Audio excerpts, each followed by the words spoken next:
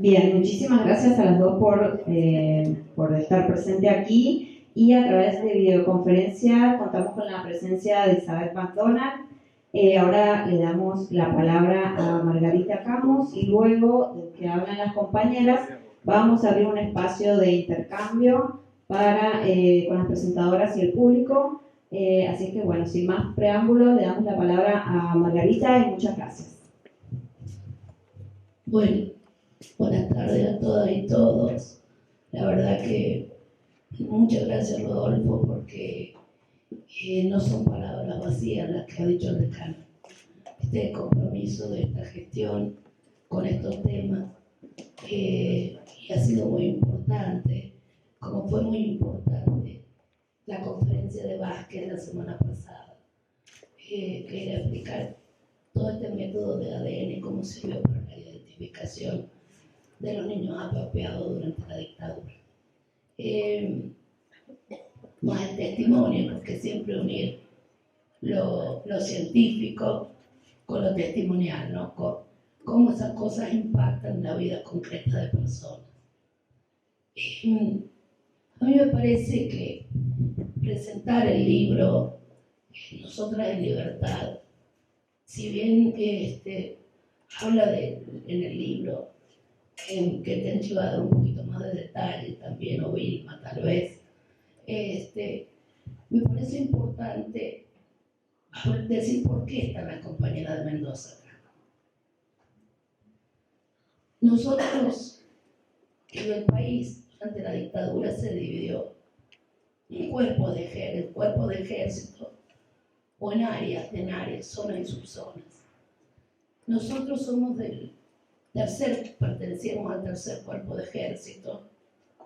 Tal vez los más jóvenes no han escuchado hablar del cachorro Benjamín Menéndez, un asesino, un genocida, que era el que comandó la represión en 9 provincias argentinas, desde el norte hasta Mendoza, incluyendo Santiago del Estero, Tucumán, Salta, Jujuy, Catamarca y La Rioja. O sea, piensen ustedes la extensión territorial que eso implicó y la cantidad de centros clandestinos que se abrieron. No solamente hubo cárceles legales, entre comillas, porque las prácticas dentro de las cárceles tampoco fueron muy legales. Entonces, me parece que es importante que ustedes ubiquen por qué San Juan tiene toda esta vinculación también con Mendoza. Esta provincia tiene varios desaparecidos en San Juan, militantes, compañeros nuestros, que desaparecieron en Mendoza. Como hay un montón de compañeros mendocinos que desaparecieron acá en San Juan. Detenidas también hubo mendocinas acá en la provincia de San Juan. Y ahí me parece importante también, por eso, si vamos a otro tema, o sea, en este mismo tema, el comedor universitario tiene el nombre de Juan Antonio Gutiérrez. Juan era un compañero nuestro, mendocino, estudiaba ingeniería. Y fue muy importante. Yo recuerdo, voy a recordar porque me parece que esto pasa por decir cómo la construcción colectiva no borra lo personal, no borra las personas. Porque si no, es como que cuando hablamos así en abstracto, es como que, no sé, una entelequia eso las cosas, bueno, seres que no sabemos quiénes son. Entonces, por eso que cuando fue la discusión que se les ponía desaparecidos en San Juan al comedor, hubo un montón que bregamos porque tuviera el nombre de Juan. ¿Por qué? Porque el motivo de la desaparición de Juan fue su actividad militante en el comedor universitario. Juan era un militante político, no era una tarea reivindicativa la de Juan. Era un militante político. Entonces, nos parece que fue muy importante que tuviera ese nombre, porque Juan es parte de una lucha. No es un mérito personal, que esto Juan no lo hizo de héroe o de Quijote, que era parte de una generación que se comprometió con la construcción de un proyecto de país. Pero por eso también es importante, ¿me entienden? Esto de lo colectivo, por eso el bosque, también el bosque de la memoria. Un conjunto del bosque, pero cada árbol tiene el nombre de un desaparecido. ¿Por qué? Porque son personas de carne, eso, que amaron, soñaron y lloraron. Y dieron su vida por un país, un proyecto de país que todavía no logramos. Voy a hacer una pequeña digresión. Felicitar al decano por sus declaraciones. Por un doble motivo. Por aclarar a los jóvenes votantes que piensan votar estoy buscando algo para no decir una palabra. Que piensan votar a personajes siniestros que hablan de la destrucción de un montón de conquistas que son la historia de lucha de este pueblo, y de protección y la construcción de una sociedad imperfecta, que le falta un montón, porque ha logrado ciertos estándares que desaparecerán si esos candidatos del neoliberalismo se instalan. Entonces, decano, me parece más que oportuno que usted haya hecho esa declaración. Me parece muy importante. Porque precisamente esta universidad no es solamente el proyecto, la formación académica y la misión también de las autoridades de la universidad. No es solamente dirigir una institución poniendo énfasis en lo académico solamente, sino también cómo se vincula la universidad y los profesionales que formamos en la construcción de un país más justo. Esto es lo importante que me parece que hay que tener en claro. Yo he preguntado por ahí, digo, ¿ustedes cuántos se imaginen de mujeres, estos son en las cárceles? Voy a empezar, discúlpenme la digresión, pero quiero empezar más ordenadamente. Los presos de todo el país, en un primer momento, en la primera etapa de la dictadura, permanecimos en las provincias donde nos detuvieron. Los presos que estábamos a disposición del PEN o del área militar. No hablo de los desaparecidos, porque esos eran personas que no estaban reconocidas como que estaban en manos de los militares.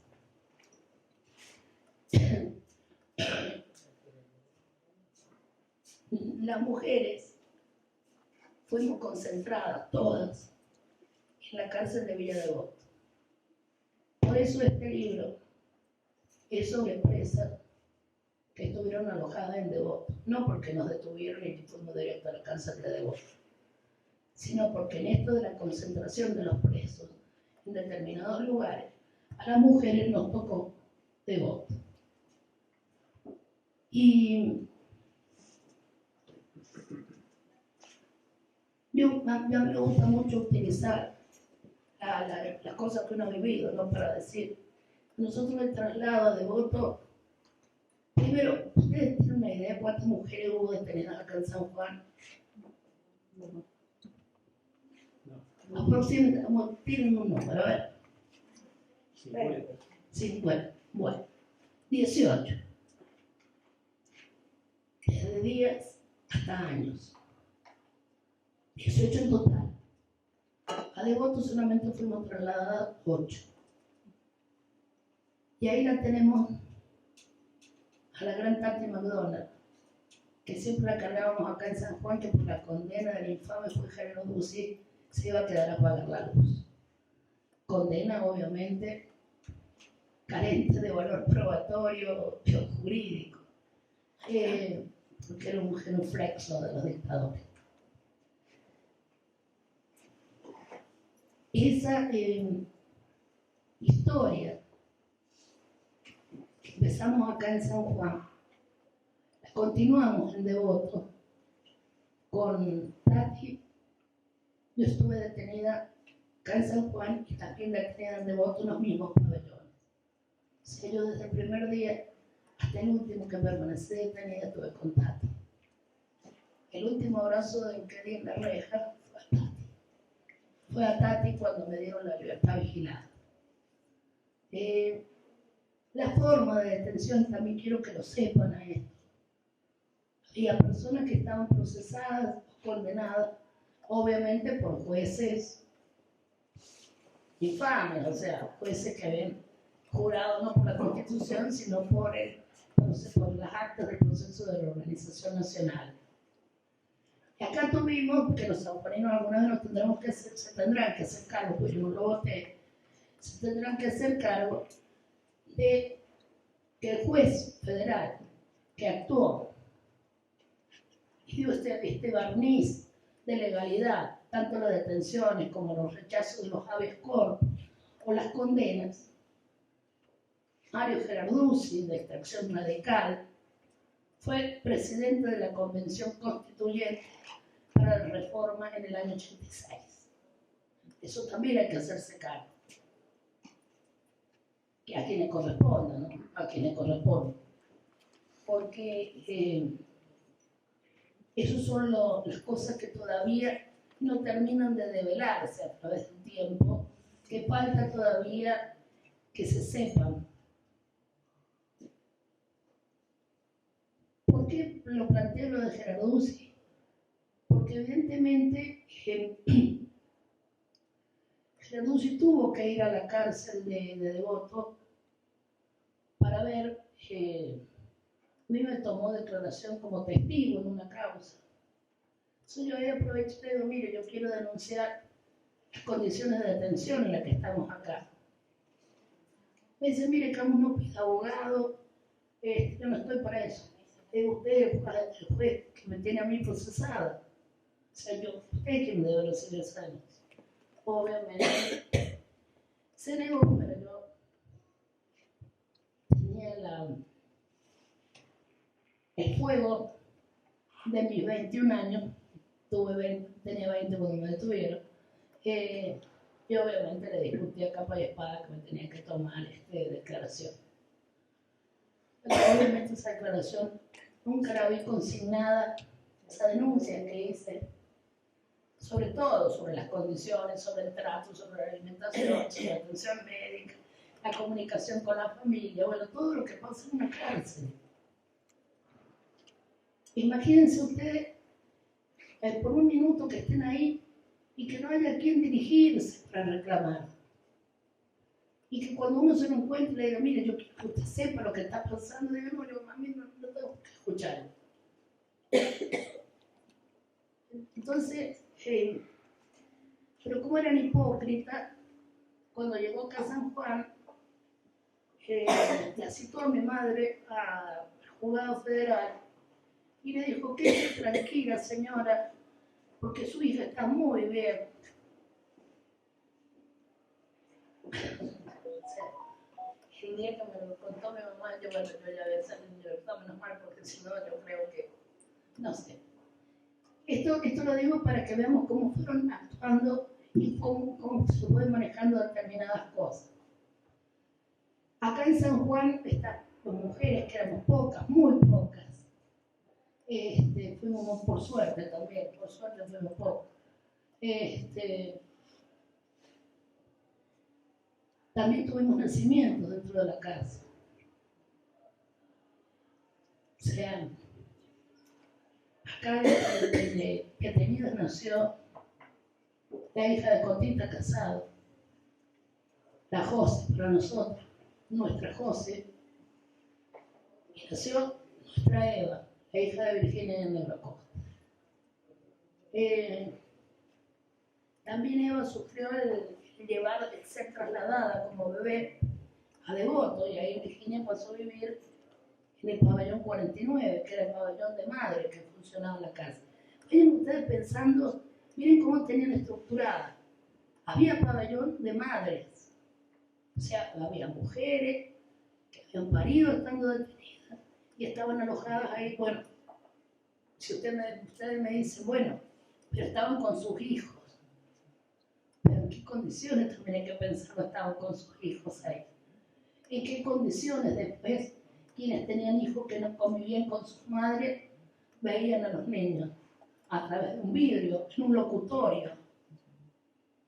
O sea, cuando piensen en la cárcel, yo por eso, yo sé que el libro trata sobre el después, qué hicimos de nuestras vidas después. Porque un represor nos dijo, deseados de cuello, ustedes acaban a salir muertas o locas. Y no salimos ni muertas y creemos no estar locas. Así que, bueno, eso admite prueba en contrario, por supuesto, siempre. Pero creemos que no estamos locas. Por lo menos ubicada temporal espacialmente estamos. Ya con eso tenemos un montón a favor.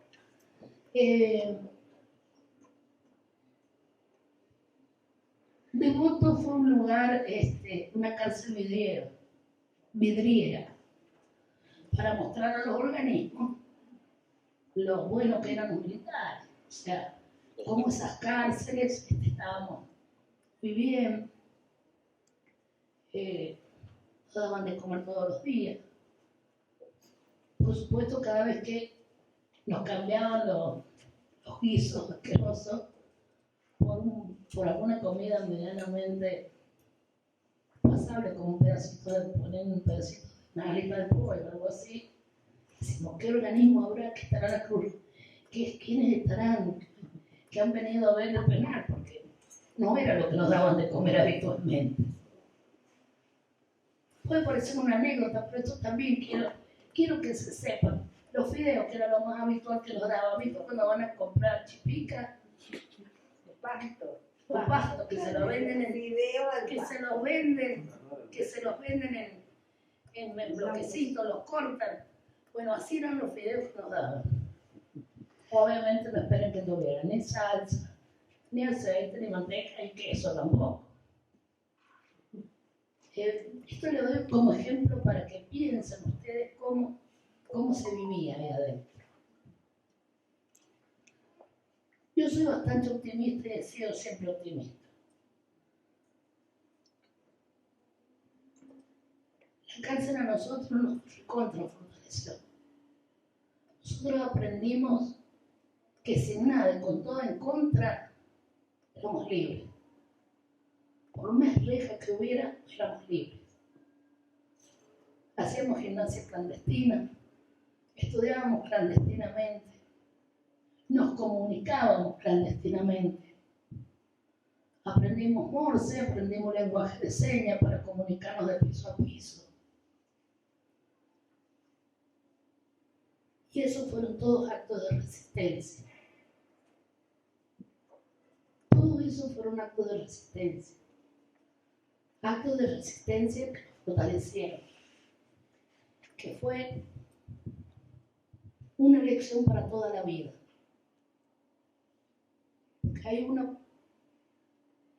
Yo me acuerdo cuando nos llevaron a los calabozos porque nos negamos a la requisa. Hacía 10 días habíamos llegado de Devoto. En ese momento pasaba por si abajábamos la bombacha o no en la requisa. Entonces cuando entraron las celadoras, las bichas, como le decíamos nosotros, le digo, mira, vamos a celar, no vamos a sacar nada, así que ya estaba. Y bueno, y ahí partimos a los chanchos. Los chanchos era la celda de castigo, en el cual permanecíamos encerradas las 24 horas, porque ahí no nos sacaban al patio, ni nada por el estilo. Y nos daban 8 horas, creo que era el colchón. Pero cuando sonaba un silbato y después 8. Sí, de 10 a 6 era, bueno. Como no teníamos reloj, como verán era por los silbatos, por los sonidos, no teníamos reloj tampoco. Entonces, cuando estuvimos ahí en ese lugar, yo estuve con compañeras con las que hasta el día de hoy me mantengo en contacto, una compañera de San Luis, y la día que salió con opción a Suecia y se quedó a vivir en Suecia. Y ahí hicimos una huelga de hambre, estando ahí, que todavía que nos daban de comer ni más que teníamos, porque el mate era una gran ayuda en esas condiciones. No había ni mate, no nos dejaban tenerlo. Las que fumábamos, no le digo lo que sufríamos. Por ahí las celadoras, como para hacernos sentir que no teníamos mucho, echaban una bocanada cada vez que abrían la puerta para algo. Uno se lo agradecía, pues estaba, por lo menos, oler el humo del pucho. Miren cómo se termina después con el pucho. Pero bueno, esto para decir, nosotros, imagínense estar encerrados, 4 en un lugar, que tenemos que hacer nuestras necesidades, no nos llevaban al baño, teníamos una letrina. Solamente nos sacaban para darnos una ducha. Cuando nos llevaban a la ducha teníamos que tener la rapidez de sacar hilos de una toalla, hilos de colores, cortar 2 palitos de escoba, meternos en la boca. Esto era clandestino ya. Esa era la actividad ilícita. Ir, ducharnos rápido, venir y secar. ¿Qué hacíamos con el palito? Los 2 palitos, la escoba y los hilos. Tejíamos.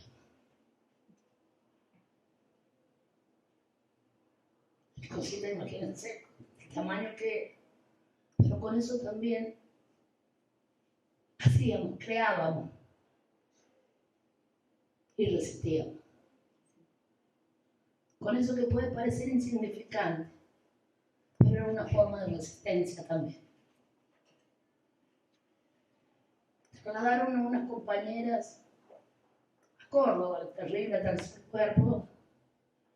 Se hizo un jarreo en toda la cárcel.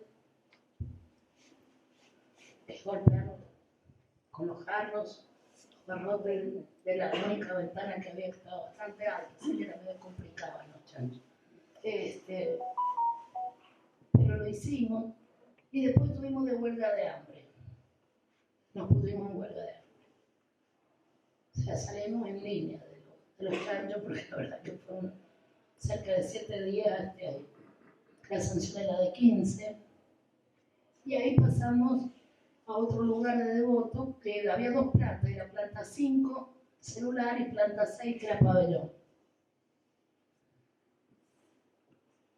Después, bueno, obviamente desapareció los alojamientos en planta 6, pasamos a todos a vivir en un celular, en distintos pisos.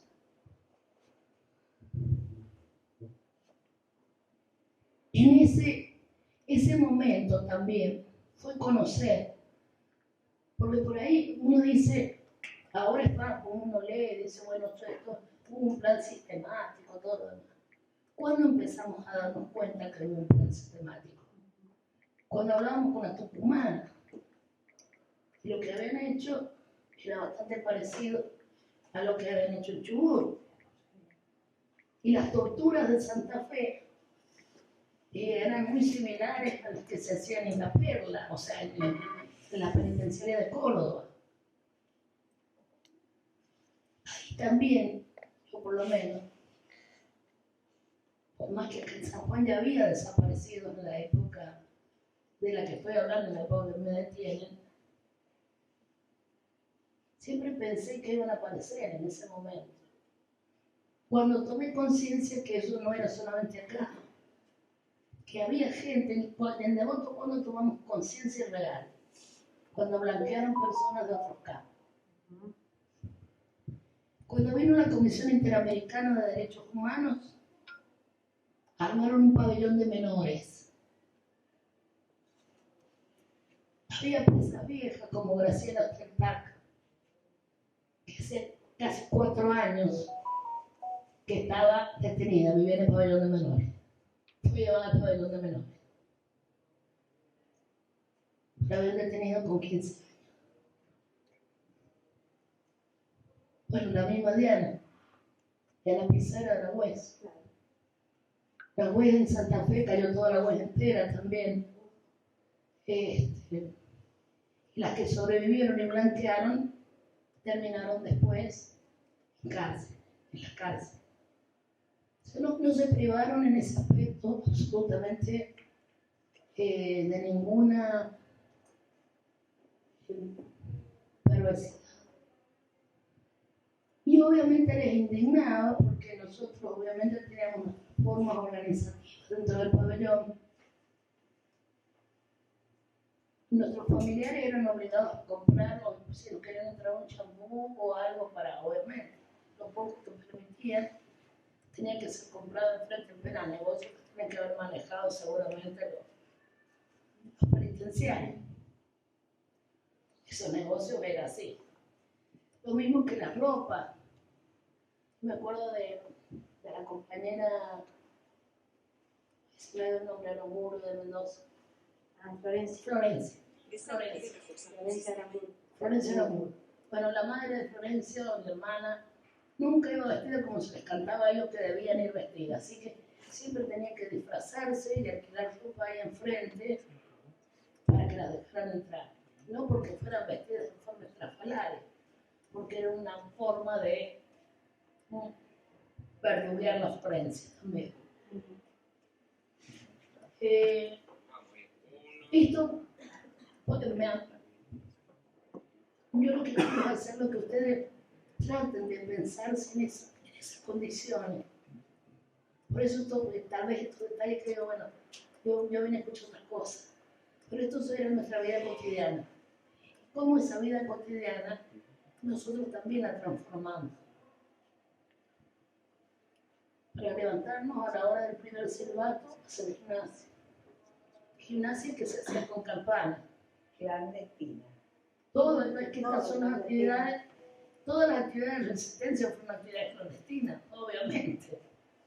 Porque todo esto era motivo. Nosotros después cuando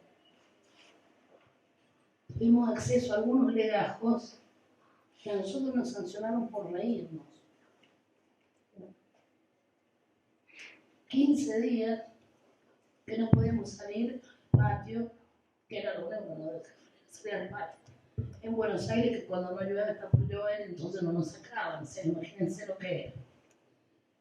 Y ustedes imagínense los familiares que venían de todas las provincias del país y que podían tener visitas cada 45 días, los que tenían los recursos para irte a visitar con esa periodicidad. La mayoría tenía visita 2 veces al año, gracias. Con el apoyo también de algunos organismos de derecho, como fue el MED en Mendoza, que tuvo una acción sumamente importante en ayudar a las familias de Mendoza también que estuvieran en contacto con sus familiares. Y si hay que rendir un homenaje a alguien, es Pocha y a Elba del MED. Mujeres extraordinarias, extraordinarias. Hormiguitas que laburaban y no se les pasaba detalle todos los días. Y siempre con una sonrisa y una calidad humana que sobresalía. Bueno, de Devoto, pese a los dichos de Galinde, no salimos ni muertas ni locas.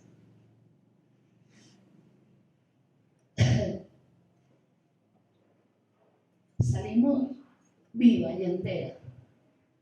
O creíamos salir viva y entera. Por eso ahí yo voy a plantear hasta acá y después, bueno, quedamos abiertos a las preguntas que ustedes hagan. Pero quiero sí testimoniar una sola cosa más. Cuando volvimos a encontrarnos el año pasado en Paraná, la que estuvimos todo el tiempo prácticamente viviendo en los mismos pabellones, fue un encuentro maravilloso. Yo no les puedo decir esos 4 días que fue estar juntas, de volver a encontrarnos. Al final me gustaría, Carlos, si es posible, cuando termine, que saque el testimonio de ese videito corto que te mandé, que es una morocha hermosa, hablando, es la negra de esa. Negra de esa porque parece que la negra expresa todo lo que significó, lo que significaron los encuentros. Me parecía necesario hablar de la cárcel para poder explicar qué hicimos después de la cárcel, pero tenemos que hablar de la cárcel antes. Entonces, bueno, ahora Tenchi va, o sea, Tati va primero y después Tenchi, y después quedamos abiertos a las preguntas, en las que pretendemos que, bueno, intercambiemos entre todos.